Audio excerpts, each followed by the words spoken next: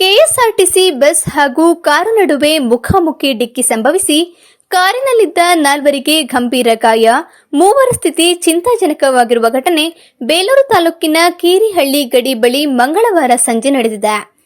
ಹಾಸನದ ಕಡೆಗೆ ಬರುತ್ತಿದ್ದ ಕೆಎ 57F 4530 ನಂಬರ್ನ ಸಾರಿಗೆ ಬಸ್ ಹಾಗೂ ಧರ್ಮಸ್ಥಳಕ್ಕೆ ಭೇಟಿ ನೀಡಿ ದಾವಣಗೆರೆಗೆ ತೆರಳುತ್ತಿದ್ದ ಕೆಎ 17MB 8067 ನಂಬರ್ನ ಕಾರು ನಡುವೆ ಡಿಕ್ಕಿ ಸಂಭವಿಸಿದ್ದು, ಕಾರಿನಲ್ಲಿದ್ದ ದಾವಣಗೆರೆ ಮೂಲದ ನಾಗರಾಜ್ ಎಂಬುವವರ ಸ್ಥಿತಿ ಚಿಂತಾಜನಕವಾಗಿದೆ. ಪುನೀತ್ ಎಂಬುವವರಿಗೆ ಸಣ್ಣ ಪುಟ್ಟ ಗಾಯಗಳಾಗಿದ್ದು, ಗಾಯಾಳುಗಳನ್ನು ಹಾಸನದ ಆಸ್ಪತ್ರೆಗೆ ರವಾನೆ ಮಾಡಲಾಗಿದೆ. ಅಲ್ಲದೆ ಅಪಘಾತದಲ್ಲಿ ಸಾರಿಗೆ ಬಸ್ನ ನಿರ್ವಾಹಕನ ಕಣ್ಣಿಗೆ ಬಲವಾದ ಗಾಯಗಳಾಗಿವೆ.